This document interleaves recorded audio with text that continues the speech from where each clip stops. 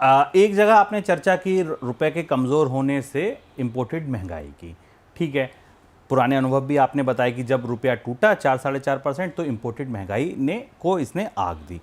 अब अगर हम घरेलू महंगाई की बात करें, घरेलू मोर्चे पर जो स्थिति है वो क्या है, इससे पहले मैं सवाल पूछूं, कुछ आंकड़े आप लोगों को बता देता हूं। वो आंकड़े ये हैं कि तीसरी तिमाही के जब नतीजे एफएमसीजी कंपनियों के आए तो उसमें ये पता चला कि जो कंपनियों का सेल्स वैल्यू है, यानी कि जो उनकी टॉप लाइन है, वॉल्यूम है, रेवेन्यू है, वो 10% से ज़्यादा बढ़ा, 10.5% बढ़ा। और ये बीते 4 क्वार्टर की सबसे तेजी थी। इसके 2 कारण थे। पहला कारण जो था वो था कंपनियों की तरफ से जो दाम बढ़ाए गए वो, और दूसरा कारण जो था वो ये था कि जो डिमांड निकलनी शुरू हुई, दूसरा कारण वो था। डिमांड को अगर आप शहर और गांव में बांटें तो गांव में जो डिमांड थी वो करीब करीब 9% से बढ़ी है, ग्रोथ जो आई है, जबकि शहरों में डिमांड केवल 5% से बढ़ी। एक ट्रेंड जो पता चला इस सर्वे से, नीलसन का सर्वे था, उससे जो तीसरा ट्रेंड पता चला वो ट्रेंड ये था कि जो कंज्यूमर है वो छोटे पैकेट्स पर, सैशे पर मूव हो रहे हैं।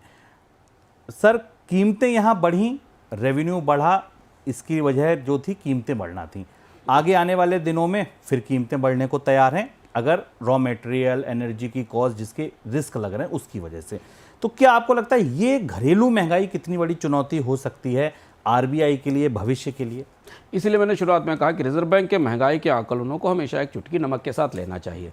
और दो प्रेशर है महंगाई के। एक तो घरेलू प्रेशर है, जो रिजर्व बैंक ने खुद ही कहा कि मौसम अगर ठीक नहीं हुआ, मानसून में कुछ ऊंच नीच हुआ या आपूर्ति में कोई दिक्कत आई तो वो तो स्थायी बनी हुई महंगाई है, खाद्य महंगाई, जिस पर रिजर्व बैंक तमाम कोशिशों के बाद भी नियंत्रण नहीं कर पाया। कोर इन्फ्लेशन में कमी आई। दूसरा महत्वपूर्ण हिस्सा जहाँ जो प्रेशर पॉइंट है वो रूपी की कमजोरी है, इंपोर्टेड इन्फ्लेशन, जिसे आरबीआई अब रोक नहीं सकता और अब रुपए में और तेज गिरावट आएगी।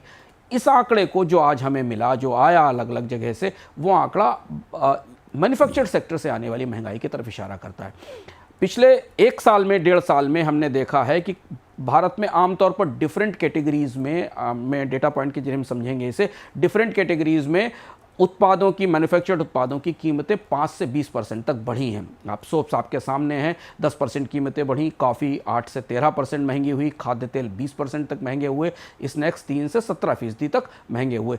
ये महंगाई ही हमें रिफ्लेक्ट होती दिखाई देती है या नज़र आती है हम एफएमसीजी कंपनियों के सेल्स के वॉल्यूम की ग्रोथ में, या सेल्स के जो रेवेन्यूज़ में 11% की ग्रोथ में नज़र आती है।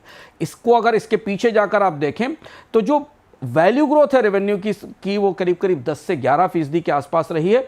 वॉल्यूम ग्रोथ में 7% है, यानी वॉल्यूम नहीं बढ़े, बड़ी संख्या में, बड़ी मात्रा में एफएमसीजी कंपनियां अपना सामान नहीं बेच पा रही हैं, बल्कि उन्होंने अपने प्रॉफिट्स को या अपने कारोबार को संभालने के लिए महंगाई की मदद ली है और इसलिए ग्रास मार्जिन्स पर भी असर पड़ा है। इसलिए आपको याद होगा कि पिछले साल कोविड के बाद हमने भारत में तमाम कंपनियों की तरफ से छोटे छोटे पैकेज में और छोटी तरीके की पैकिंग में सामानों को बेचना शुरू करते हुए देखा था, जिसका जिक्र शुभम ने आपसे किया, जिसको कि हम श्रिंक इन्फ्लेशन कहते हैं। क्योंकि लोगों की खपत सीमित हो गई थी महंगाई के कारण, तो वो बड़े आकार के 5 केजी, 6 केजी, 10 केजी के सामानों के बजाय 200 ग्राम, 250 ग्राम, 500 ग्राम के पैकेजेस खरीद रहे थे।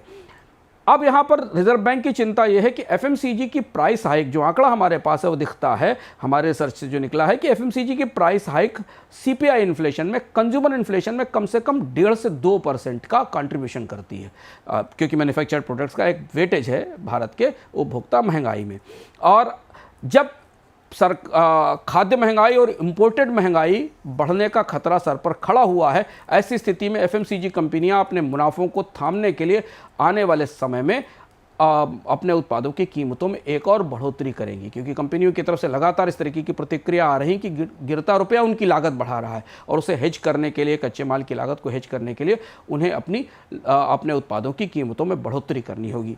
और यहाँ हमें लगता है कि महंगाई का ये मोर्चा रिजर्व बैंक की महंगाई नियंत्रण की कोशिशों को पटरी से उतार सकता है। और यही एक और वजह थी कि आरबीआई ना तो महंगाई को लेकर आश्वस्त दिखा, ना रुपए की भविष्य की कीमत को लेकर आश्वस्त दिखा, और ना ही बैंकों पर इसके असर को लेकर आश्वस्त दिखा। इसलिए रिजर्व बैंक ने सांकेतिक तौर पर ब्याज दरों में कटौती की है। बिल्कुल अरवन, ये जो शहरों की में सेल्स की जो ग्रोथ थी, ये भी बड़ा इम्पॉर्टेंट आंकड़ा है। अगर 2024 की तीसरी तिमाही आप देखिए तो 7.5% की ग्रोथ थी, जो अब शहरों में 5% रह गई है वॉल्यूम की ग्रोथ। जबकि गांव में रिकवरी दिख रही है, 5 से ऑलमोस्ट 10 गांव से मांग निकल रही है एफएमसीजी कंपनियों की। ये आंकड़ा इंपॉर्टेंट है कि गांव से डिमांड पिकअप हो रही है।